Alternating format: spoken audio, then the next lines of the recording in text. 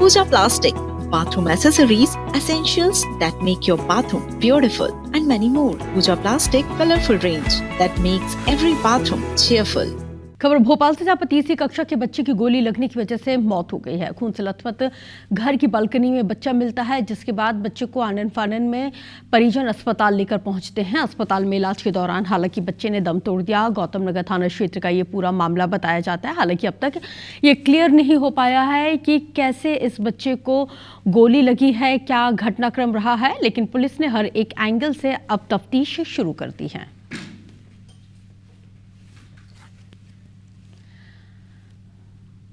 तो कक्षा तीसरी में ये बच्चा पढ़ता था और घर की बालकनी में ये खून से लथपथ स्थिति में पड़ा हुआ था, जिसके बाद जैसे ही परिजनों को पता चला, इसको अस्पताल इलाज के लिए लेकर जाया गया, लेकिन इलाज के दौरान इस बच्चे ने हालांकि दम तोड़ दिया है। गौतम नगर थाना क्षेत्र की जो पुलिस है, इस पूरे घटनाक्रम की जांच पड़ताल में अब जुटी हुई है।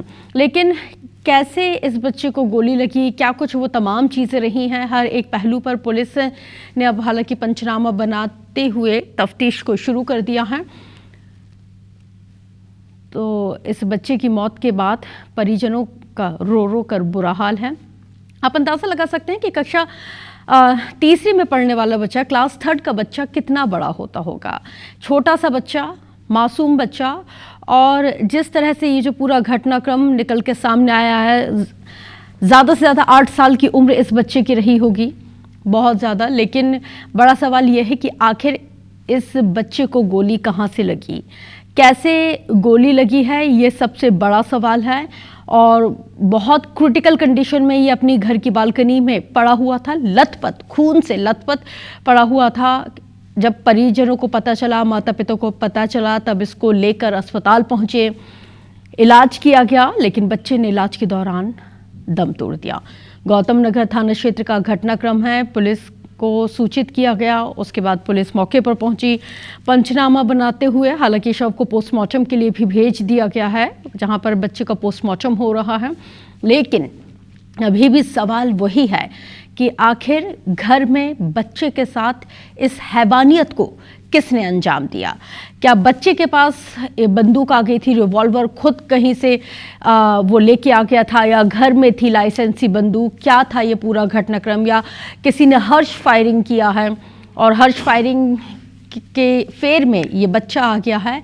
हर एक पहलू पर अब जांच पड़ताल होगी। ज्यादा जानकारी के साथ संवाददाता हरप्रीत कौर जुड़ गई हैं। हरप्रीत, क्या ये जो पूरा मामला है, क्योंकि मामला बहुत ज्यादा संदिग्ध नजर आ रहा है।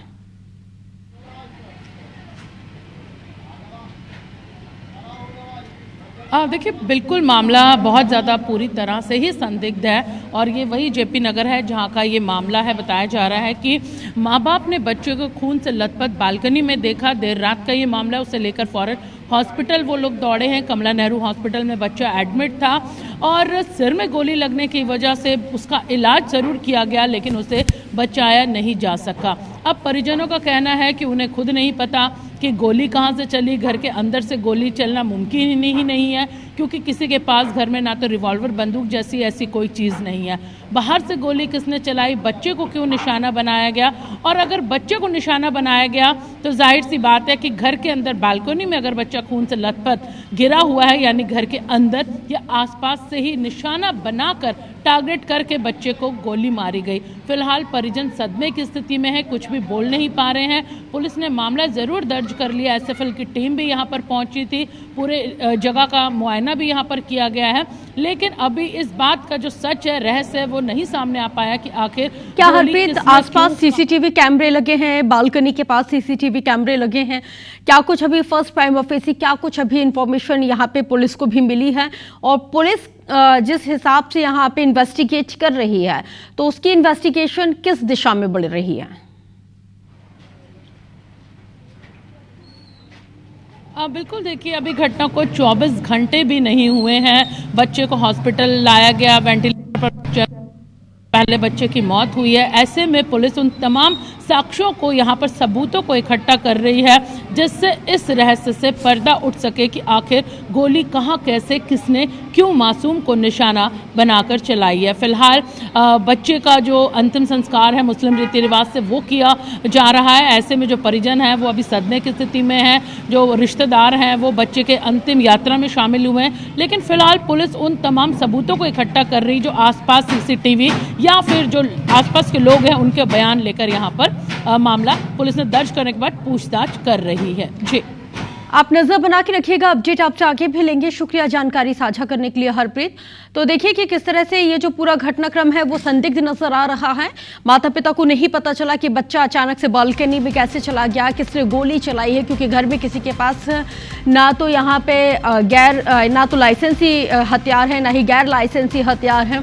लेकिन बड़ा सवाल है कि रात को इस पूरे घटनाक्रम को अंजाम दिया गया या वाकई में ये किसी ने डेलिब्रेटली इस पूरी वारदात को अंजाम दिया, परिजनों के साथ, माता पिता के साथ किसी की कोई पुरानी रंजिश रही हो, या फिर ये हर्ष फायरिंग का मामला है।